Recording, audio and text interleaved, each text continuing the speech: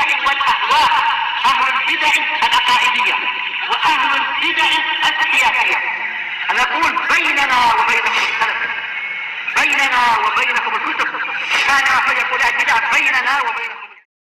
Bismillahirrahmanirrahim. Qala al-Imam an-Nawawi rahimahullahu taala, dan ini hadis terakhir untuk dari bab 109. Al-hadisus sabi wa tis'un ba'da sab'imi'ah 797. Wa an Sa'id bin al-Harith annahu sa'ala Jabiran radhiyallahu anhu anil wudu'i mimma massatin nar. Dari Sa'id bin al-Harith bahwasanya beliau bertanya kepada Jabir radhiyallahu an tentang hukum wudu disebabkan karena kita memakan makanan yang disentuh oleh api, makanan yang dimasak. Faqala la, beliau menjawab tidak perlu. Qad kunna zamanan Nabi sallallahu alaihi wasallam la najidu mithla dzalika ta'am illa qalila. Dahulu kala kami di zaman Nabi sallallahu alaihi wasallam tidak mendapati makanan yang seperti itu kecuali sedikit. Makanan-makanan yang dimasak hanya sedikit. Fa'idha nahnu wajadna, kemudian apabila kami mendapatkan makanan tadi, lam yakun lana manadilu illa akufana, kami tidak memiliki manadil, yaitu apa? Sapu tangan, kecuali telapak tangan kami, yaitu kami tak punya sapu tangan, yang ada hanya telapak tangan. Wa sawaidana, siku kami, wa aqdamana, telapak-telapak kaki kami. Summa nusolli, setelah itu kami melakukan sholat, wala natawaddo, dan kami tidak berwudu. Rawahul Bukhari. Tayyib, hadis ini diriwayatkan oleh Imam Bukhari dengan sanadnya sampai ke Sa'id bin al-Harith. Beliau adalah qadhi di Madinah, wal qas, dan beliau adalah ahli cerita, tentunya cerita yang baik, bukan cerita-cerita palsu tentunya. Dan beliau ini asalnya, beliau ini adalah Madaniyun Khazraji Ansari, dari suku Khazraj. Seperti sukunya ini, seperti kabilahnya Jabir. Beliau ini bertanya kepada Jabir bin Abdullah, Abu Abdullah Al-Ansari Al-Madani Al-Khazraji radhiyallahu an. Beliau bertanya tentang wudu yang disebabkan, minnya adalah min sababiyah. Oh, lupa bangunkan. Waktu daras bangunlah. Bangun menulis. Menulis. Lupa saya. Nah, ini bukunya nih. Sampai lupa. Bertanya tentang apa? Apa hukum berwudu disebabkan karena kita makan makanan yang dimasak. Sebentar.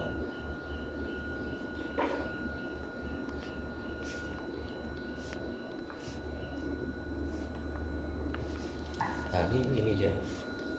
Fal ya'budu, tulis yang baik. Oke, ini itu. Baik, mimma massatin nar. Kalau dalam riwayat yang lain mimma massathun nar. Apa perbedaannya massatin nar dengan masathun nar? Dua-duanya nar itu sebagai apa? Sebagai fa'ilnya.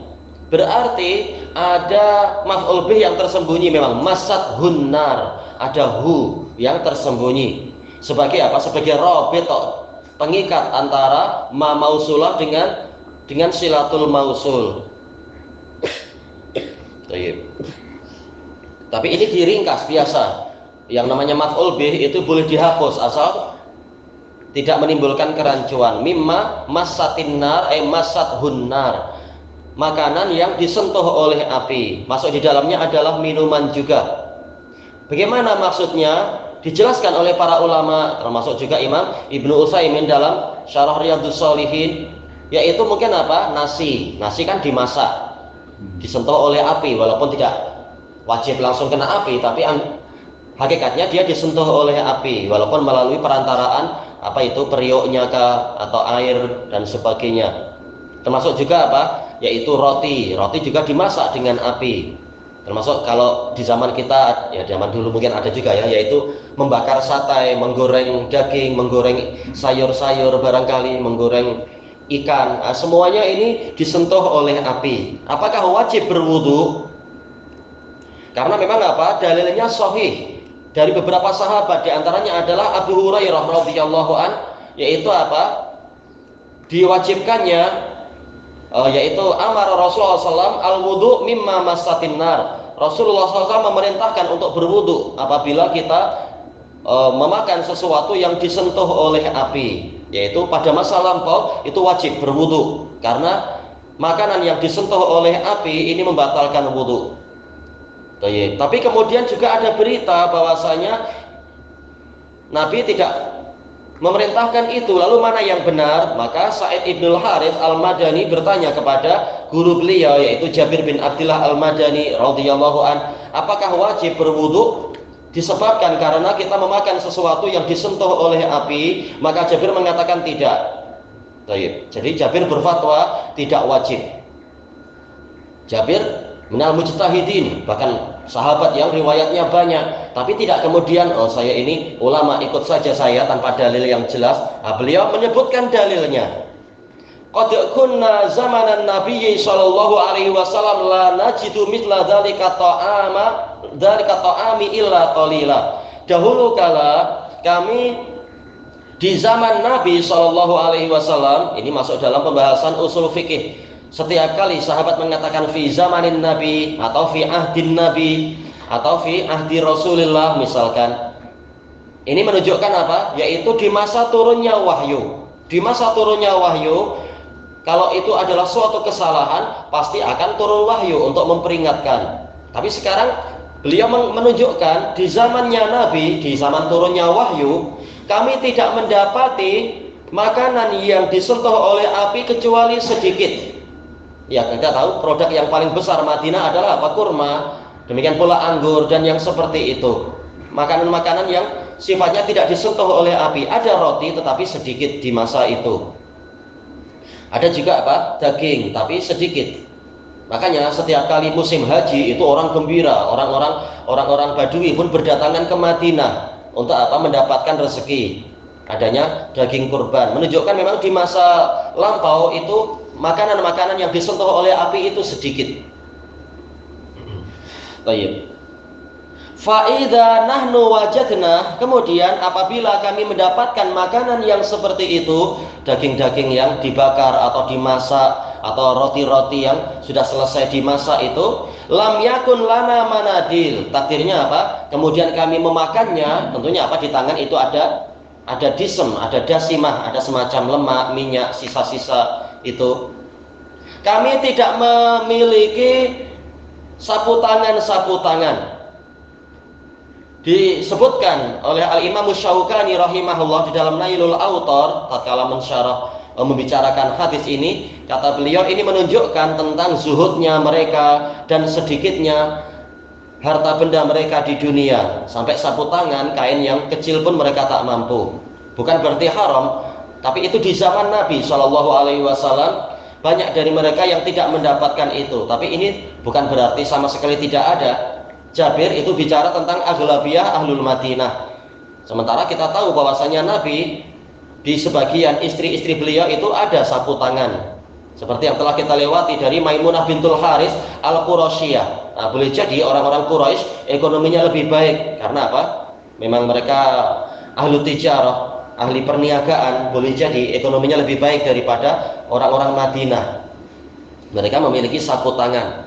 Dan ma'ruf sebagaimana dinukilkan oleh Al-Hafidz Ibnu Hajar dari riwayat-riwayat yang disebutkan oleh Imam Ibnul Munzir, para sahabat banyak memiliki sapu tangan, tapi boleh jadi itu nanti setelah apa? Banyak futuhat, banyak kemenangan-kemenangan, banyak ghanimah, perniagaan juga semakin besar, mereka memiliki sapu tangan.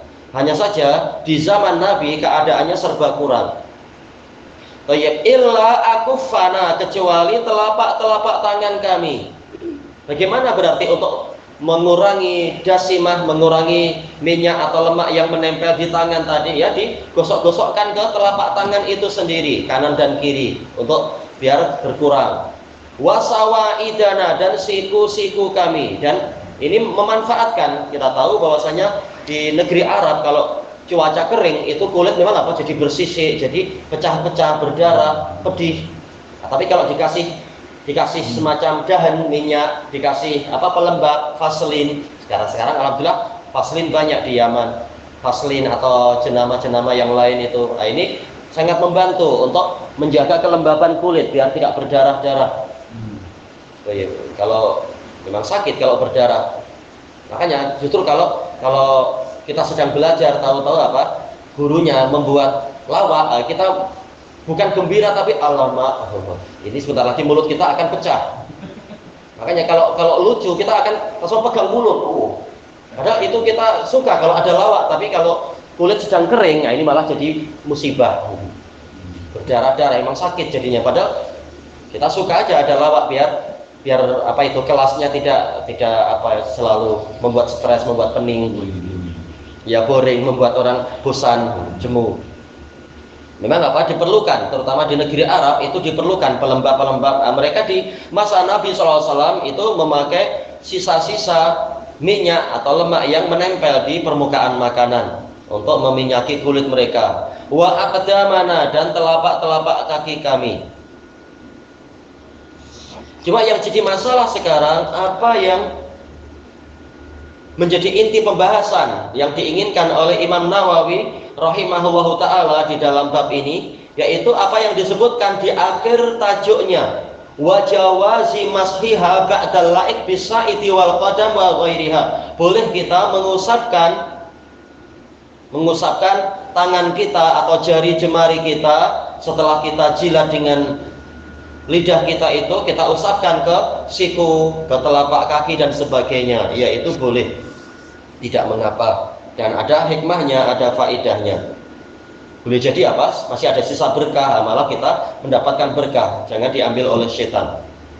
Summa nusalli, selanjutnya kami melakukan sholat, wala natawaddo, dan kami tidak berwudu. Bukan maksudnya ada sholat sunnah setelah makan, bukan itu. Ma'ruf di dalam hadis Abi Hurairah dan lain-lain, yaitu tatkala mereka makan, kemudian tahu-tahu ada adzan asar, kemudian mereka sholat asar. Atau boleh jadi ada jamuan petang, tatkala selesai makan tahu-tahu ada adzan maghrib, maka mereka pun melakukan sholat maghrib. Atau boleh jadi setelah, yaitu makan malam setelah maghrib itu, tahu-tahu ada adzan isya, maka mereka kemudian melaksanakan sholat isya. Jadi bukan maksudnya sholat khusus setelah makan, bukan, tapi terkait dengan sholat yang memang tiba waktunya di masa itu. Wala natawaddo, dan kami tidak berwudu. Ini menunjukkan adanya sunnah takririyah atau bahkan sunnah fi'liyah, yaitu Nabi dan para sahabat setelah makan mereka tidak berwudu, dan hadisnya dhaif, diriwayatkan oleh Imam Ibnu Majah di dalam Sulasiat beliau, dan sanadnya dhaif jiddan. Termasuk keberkahan makanan adalah berwudu sebelum makan dan berwudu setelah makan, dan ini hadisnya dhaif jiddan. Bahkan yang sahih adalah Nabi SAW ditanya setelah makan, ana tawaddo ya Rasulullah, apakah kita wudu ya Rasulullah? Maka Rasulullah mengatakan, la uridu shalah hatta atawaddo, saya tidak ingin sholat sehingga saya berwudu. Jadi wudu itu untuk sholat, bukan karena selesai makan. Adapun masalah berkumur-kumur atau nah itu kebaikan, tidak masalah. Cuci tangan itu baik, tidak masalah. Cuma intinya bahwasanya sekedar makan dari makanan yang sudah disentuh oleh api ini tidak membatalkan wudu. Dan ini di dalam pembahasan usul fikih masuk dalam bab apa yaitu naskhul